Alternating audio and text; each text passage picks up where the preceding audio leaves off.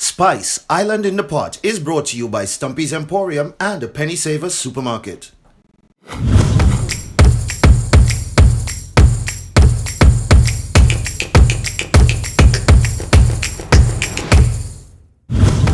Hello and welcome to another episode of Spice Island in the Pot. I am Arlene, your food designer, and if this is your first time watching, you're in for a real treat because here we cook and create so much amazing food using ingredients that you can find right here on the island. So definitely no crazy shopping trips, and we're just getting started. So you haven't missed the party. I did say party because we're gonna do brunches, cocktails, wine tastings, outdoor parties, and so much more.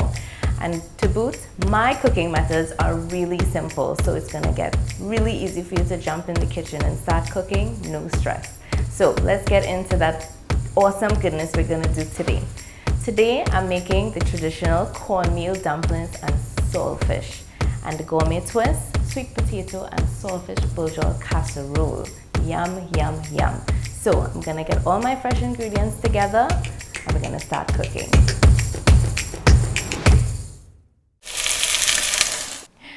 Good, so let's get started on our saltfish and cornmeal dumplings. So I have fresh tomatoes, onions, just regular onions, chive or spring onions, shadow benny. A good substitute for shadow benny for my international followers is cilantro. It has a similar smell, similar taste. It's not the exact thing, but I know shadow benny is a little hard to get in the Caribbean market.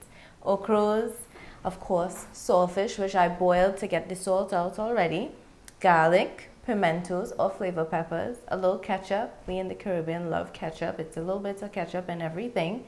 And for the dumplings, cornmeal, flour, and of course coconut milk to bring everything together. So let's start.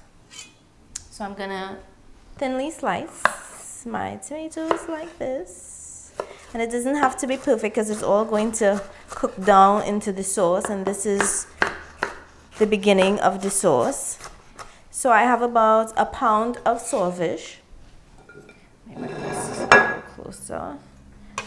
A pound of saltfish. I have about 3 kind of small to medium tomatoes like this.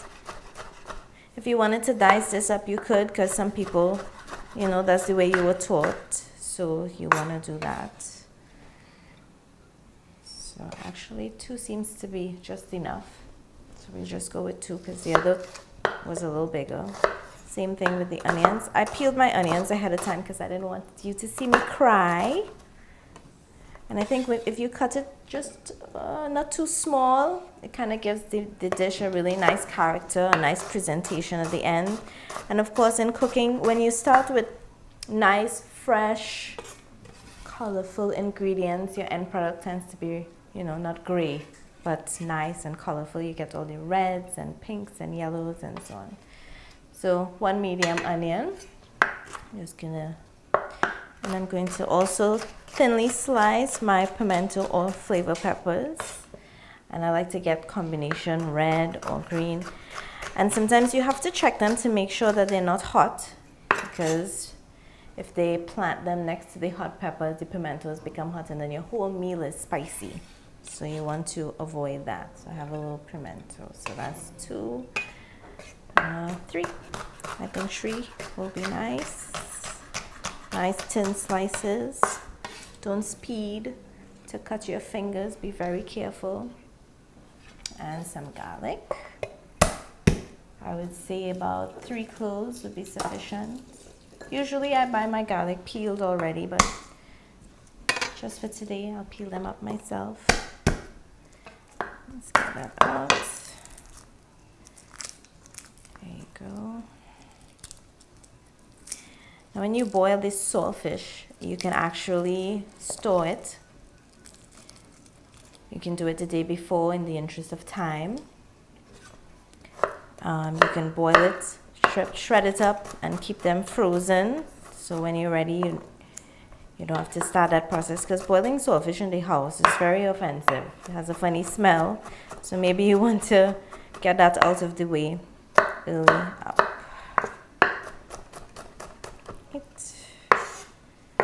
So Not necessarily minced, but chunky is fine.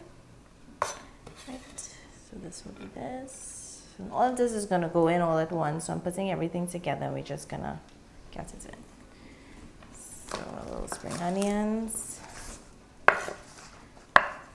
Again, when you start with good ingredients and you do really nice cuts, you get really nice presentation at the end. So these I cut slanted, as we say here, but it's on the bias. Get all of that done.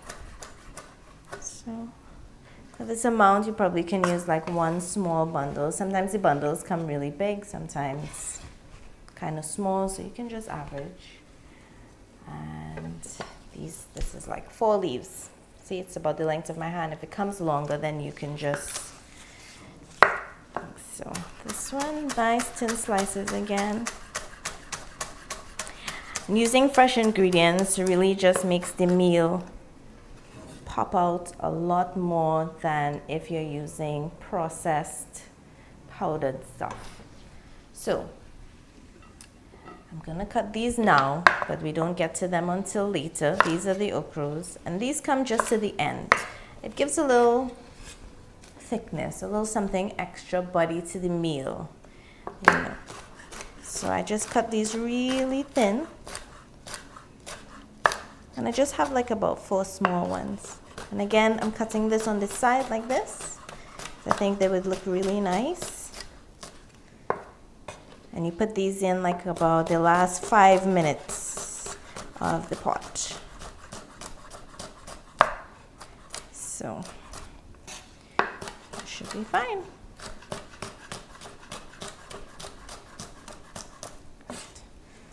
So this is for after. We're gonna leave this on the side and get the veggies. So we're gonna get the saltfish ready. So this I've boiled. And then for this particular meal, you don't want to pass it through your food processor. You want to get some kind of chunkiness from the saltfish, and that would go really nice with the cut of veggies that we have. So I'm just going to do this. And what I learned about saltfish and how saltfish came to be is that back when there was slavery, they used to use fresh white fish as a fertilizer for crops. And the slaves started eating the fish because they had any food of their own. So as a deterrent, the slave masters started adding a whole bunch of salt to the fish, and that's how we got saltfish. But the slaves continued to eat it anyway, and because of the amount of salt and the fact that they were working out in the field in the sun, they started to suffer from dehydration, which caused death eventually. But of course, persistent as a people, they found a way to use it still. They started washing it or boiling it just like we do today to get the salt out. So this is a really nice saltfish that I got, and I usually get boneless saltfish. I mean, long ago you had to sit down and take the bone out of this thing, and I tell you, that was not something I like participating in at all. So now, adding a little convenience there because we have it, I'm going to use it. So this is really good. Nice white fish, salted up. Good. So I'm gonna get my hands clean, and then we go over to the stove and put this on, and then when I come back, we're gonna do the dumplings. Right, so we have the Dutch pot, which is like the president of all local cooking. You must have one of these to accomplish any local dish. Medium to low fire. Vegetable oil. Just enough to keep everything moist and to kind of cook this. So this is probably going to be a little less than 1/4 of a cup. And we get it warm, not hot that you scorch all the vegetables, but nice and warm where when you put it in, you get a nice sizzle. And everything can go in at once. But I just like to select the garlic. You hear the sizzle? Just for that to start first. That kind of flavors the oil a little bit and get everything going. Don't wait for this to get brown or even just slightly tan. It's just like a couple of seconds just to get the oil flavored. Pimentos and onions. Right. So as I add, I kind of get everything into the oil there. Make sure that it's nice and moist. There we go.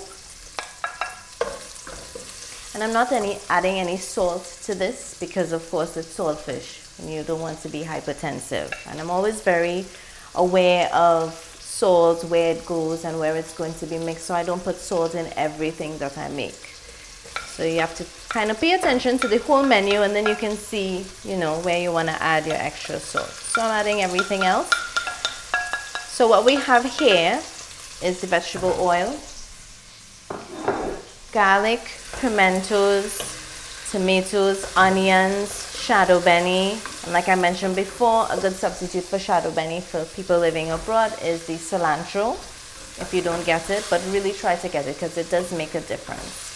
So this is going to cook up here for a little bit. I'm going to cover it. There we go. Just so that everything kind of gets a little soft. Not cooked and melty all the way, but just soft, because we still now have to make the sauce and then add the saltfish. So we have our coconut milk. So I always say the measure is ½ cup of coconut milk powder to 1 cup of water, just about there. And if you mix coconut milk powder and you have some left over, you can just store it in a bottle in the fridge for your next meal. It could probably last up to a week. Just make sure and check it before you use it. And so I'm going old school with my swivel stick because I don't want to wash a whole blender just for this one thing. A fork would work if you don't have this as well, so I get this nice and fluffy like this.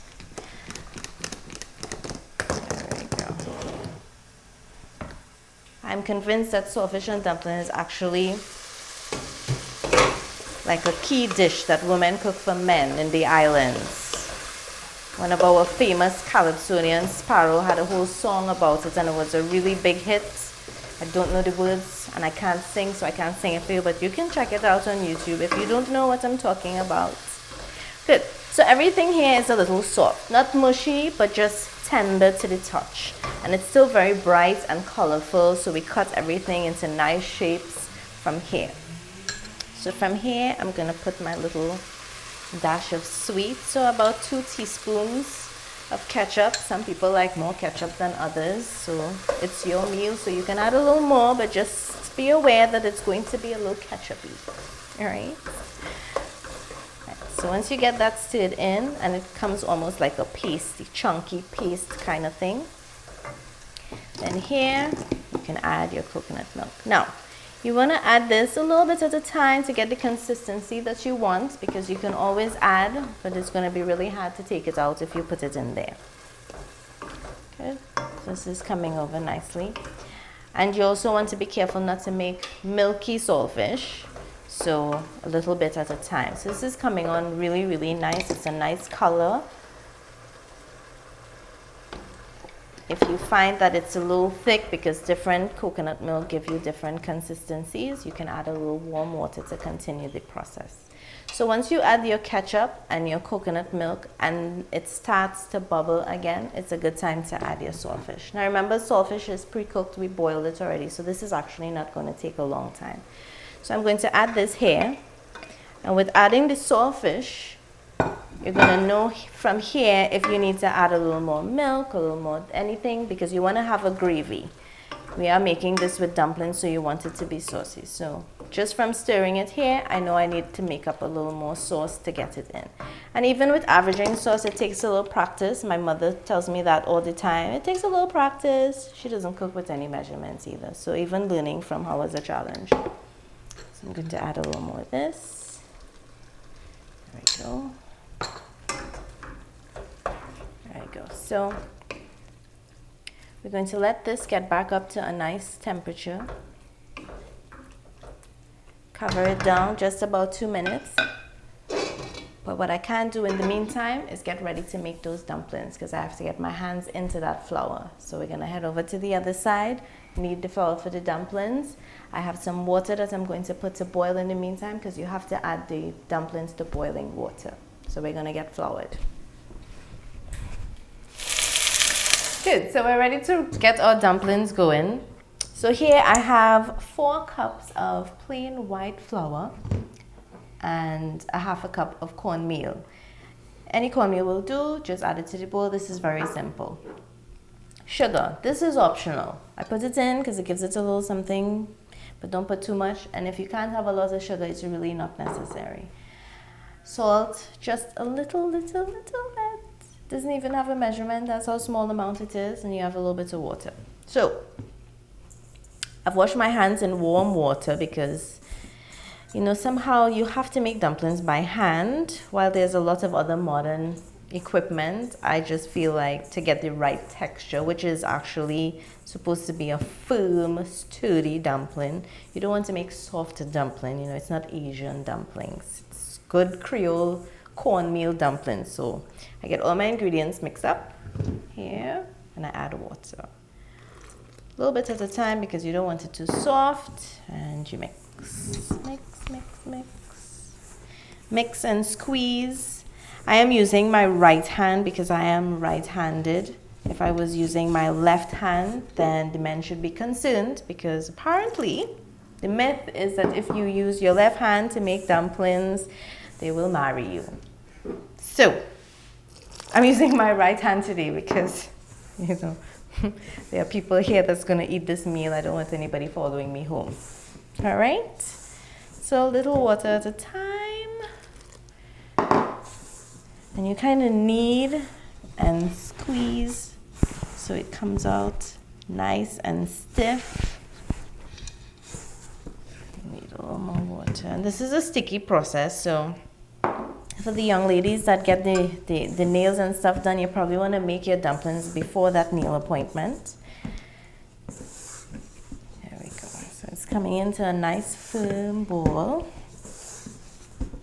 I actually need a little more water, just a chink, so maybe not. I don't actually. So the cornmeal has given this dough a really nice yellow color. And it's also going to give it some texture as well. It's not going to be like a smooth, plain flour dumpling. And for the dumpling lovers out there, have no fear. This is not the only dumpling meal or kind of dumpling that we're going to make. We're going to have other types of meals, doing other types of dumplings. Some dumpling combinations I came up with myself. Some I'm going to steal from my brother because he is the best dumpling maker in my family. And I sound out of breath because this is actually quite a task. So I'm going to get this out of the bowl. See how nice and stiff it is. So let me just put this away onto my clean counter. There's a little bit of dry flour here so that it doesn't stick. And people make dumplings into many different shapes, many different sizes. It's totally up to you how you want to serve your dumplings, what is easiest to eat. So I'm just getting it into a smooth bowl, and then we're going to separate it. And this is pure old school here. Good. So this is a nice, see, it doesn't really roll around. It's not light and fluffy. It's nice and stiff. And I'm going to separate this into some balls like so. And I actually don't have a rolling pin today, so we're going to have to improvise a little. So I'm just going to use this can. You could use a ketchup bottle, which is really what we used to use long time. Anyway, so each of these balls I'm going to roll out, kind of circle there. Sometimes you can roll one big spread of the dumpling dough and you take a knife and you cut it into squares. That will work as well. This can is giving not so round. So I couldn't roll the whole dough, so we're gonna do and just cut. You can leave them big like this, which is fine, or you can do them smaller, but for today we're just going to do it like this. Not too much dry flour because you don't want the water that you're going to be boiling these dumplings in to be too thick, and that flour is going to thicken up that water.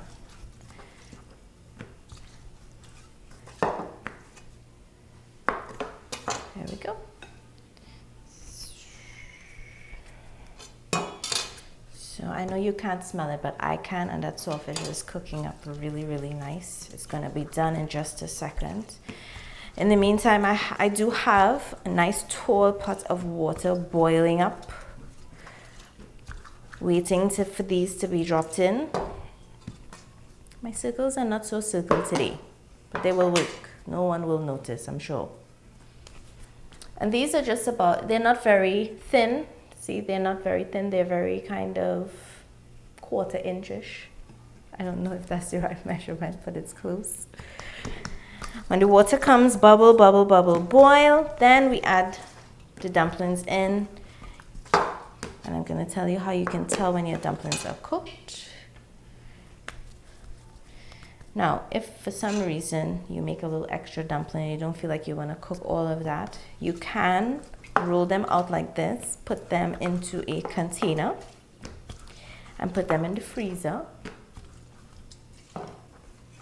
And then store them.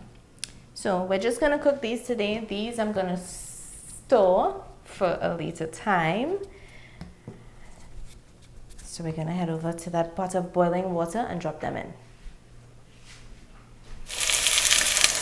So before I drop these into the hot water, let me just check on my sawfish because I'm sure it's ready for my okras to go in.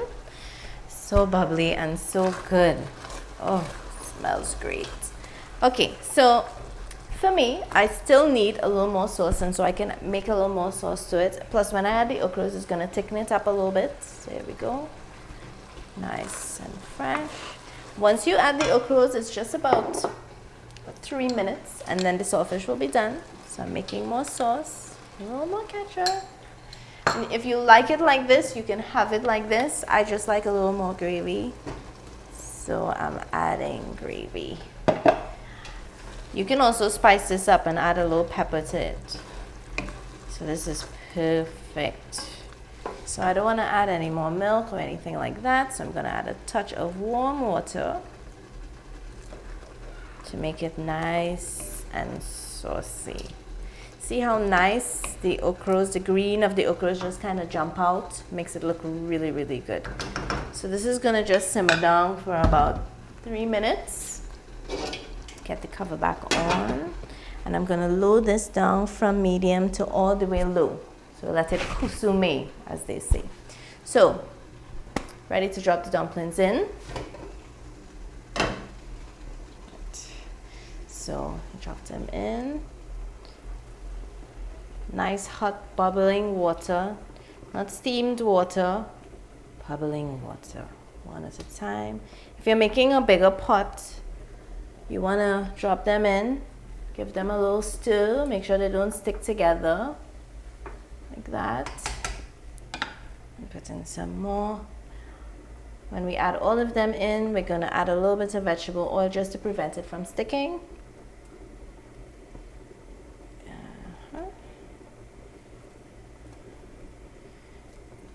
Perfect. Oh. There we go. A little vegetable oil. And stir. You want to keep stirring it. Stir, stir, stir. Make sure that they don't stick together. And an easy way to know if dumplings are finished is they kind of start floating up to the top. And of course, if you're unsure, you can always take one out and just kind of check it and go from there. Right. So I'm not going to cover back this pot because what will happen is that it's just going to bubble up and flow all over the stove. So I'm going to leave this in open to continue to boil. Here, my sawfish. Smells so good. Good. So this is just about done. Because even now, at this point, when you take the stove off and you cover this back, the steam is going to continue to melt everything together and pull all the flavors together. So I'm going to take this off, cover this back. When the dumplings are finished boiling, we throw them out, we strain them, run cold water over it to make sure that all the starch runs off and it doesn't get too sticky, and then we plate up. My dumplings are finished, so I poured it out into the strainer, run some cold water over it. Please be careful when you do this because it's a little splattery and you might get burned, so be very careful, nice and slow. So I'm getting ready to taste everything, my favorite parts. There we go. So I have my dumplings. There we go. And I want to get a little bit of everything. There we go. That okra just gave it a nice kind of thickness. So good. Perfect. So this is our cornmeal dumplings and saltfish cooked up with all that veggies, okras for that specialty touch, and coconut milk.